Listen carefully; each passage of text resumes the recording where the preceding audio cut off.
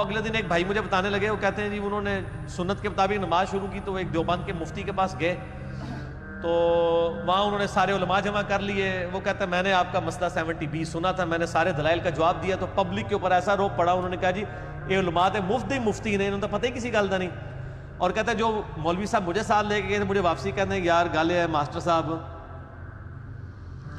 یہ ساڑھے مولوی تو واقعی بڑے کمزور نے دلائل نا.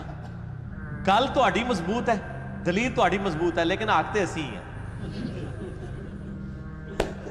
یہ تو کوئی حال نہیں نا سر، ٹھیک ہے نا. یہ وہی بات ہے کہ ایک ہندو کہ یار تہاڈی گل تو مضبوط ہے کہ یار بت کسی کو کیا دے سکتے ہیں، ہم اپنے ہاتھوں سے تراشتے ہیں، لیکن آکھتے اسی ہیں. اس کا تو کوئی حل نہیں. یعنی دلیل سے ہی پتہ چلتا ہے نا کون حق پہ ہے. قرآن حکیم میں جو آیا سورۃ الانفال میں، جو ہلاک ہوا دلیل سے ہلاک ہوا، جو زندہ ہوا وہ دلیل سے زندہ ہوا. تو دلائل تو آڑے ماسٹر ہی مضبوط نے پر آکھتے اسی ہیں. یہ لگ پتہ جائے گا جناب کون آکھتے ہیں. تو یہاں پر بھی وہ دیکھیں، اب وہ آگے سے کوئی جواب نہیں ہے اس کے پاس. وہ کہنے لگا دیکھو جی میں تو جو دیکھ رہا ہوں نا وہ یہی ہے کہ میں تمہیں سیدھے راستے کی طرف بلا رہا ہوں. وقال الذی آمنا، تو وہ یہ اب وہ چھڑولے جب چھوڑی نا فرعون نے، پھر وہ مومن کہنے لگا ایمان والا، یا قومی انی اخاف علیکم مثل یوم الاحزاب، اے میری قوم مجھے تو ڈر لگ رہا ہے کہ جس طرح اگلی قوموں پہ عذاب آیا تھا نا کہیں ہماری قوم پہ بھی عذاب نہ آ جائے. اسی طرح کی پیغمبری کی دعوت دینے والے پہلے لوگ بھی آتے تھے، وہ دھمکی لگاتے تھے، پیچھے قوم ملیہ میٹ ہو جاتی تھی کدھرے اے بھی سچا پیغمبر ہویا تھا اسی مارے جانا چاہیے. اب چونکہ ایمان چھپا رہا ہے اس لیے اس طریقے سے بات کر رہے ہیں. مثل دأب قوم نوح وعاد وثمود، جس طرح کہ قوم نوح ہلاک ہوئی، قوم عاد ہود علیہ السلام کی، قوم سمود صالح علیہ السلام کی، والذین من بعدہم ان کے بعد بھی اور قومیں ہلاک ہوئی. وما اللہ یرید ظلما للعباد، اور اللہ تعالیٰ اپنے بندوں پہ ظلم تو نہیں کرتا.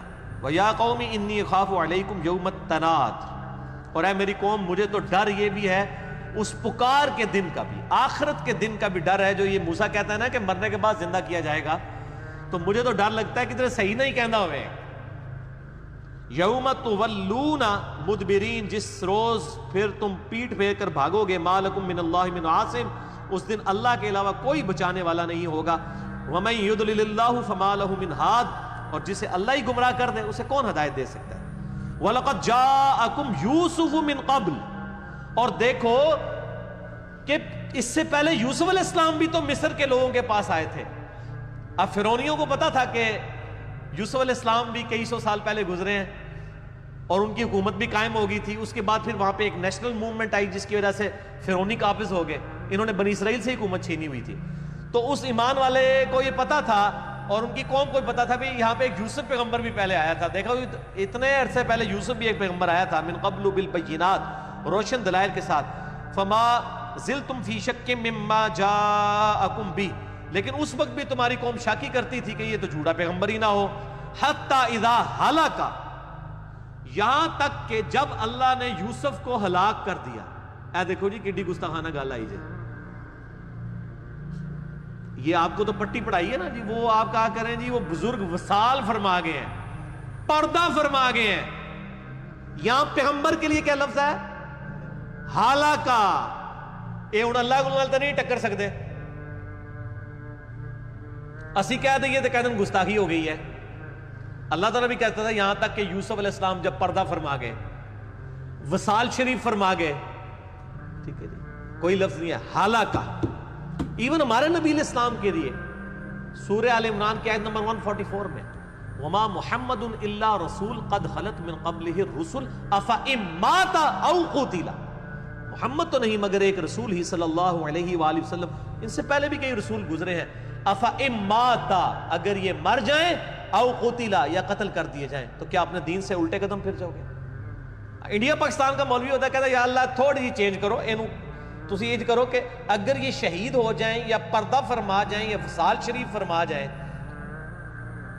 تو اللہ نے کہا کہ اگر یہ مر جائیں یا قتل ہو جائیں.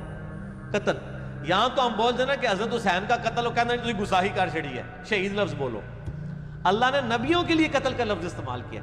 ایک گستاخی ویسے ساری اردو پنجابی جی ہوندی ہے، عربی کوئی چیز گستاخی نہیں ہوندی کیونکہ لفظ ہی اردو دا ہے، گاف تے ہوندی نہیں عربی وچ. گستاخی عربی تے گاف ہوندی نہیں نا. یہ ساری گستاخیاں اردو پنجابی چی ہوندیاں نے. عربی جو ہوندی نہیں کوئی گاف نہیں عربی یہ اپنی طرح سے ڈاکٹرائن بنائی ہوئی ہے. گستاخی اس وقت ہوتی ہے جب وہ نیتن کوئی چیز گستاخی ہو. جو الفاظ قرآن میں ہے, اب یہاں پہ کیا ہے, حتی اذا ہلاکا, یہاں تک کہ جب ہلاک کر دیا اللہ نے یوسف کو. اچھا نبی علیہ السلام کے بھی لیے بھی یہ لفظ آیا ہے ہلاکت والا. سورہ ملک نہیں پڑھتے, قل ارأیتم ان اہلکنی اللہ ومن معی, اے نبی ذرا فرما دیجئے کہ اگر اللہ مجھے ہلاک کر دے اور میرے ساتھیوں کو, تو تم کو کون اللہ کے عذاب سے بچا. فمن یجیر الکافرین من عذاب علیم, یعنی اے نبی تم فرما دو کہ اگر ہم بھی اللہ کے نافرمان ہوں, اللہ ہمیں ہلاک کر دے, میرے صحابہ کو بھی ہلاک کر دے, تو کافر کس کھیت کی مولی ہیں, کس باغ کی مولی ہیں. یہ ہلاکہ کا لفظ نبی علیہ السلام کے لیے بھی آیا.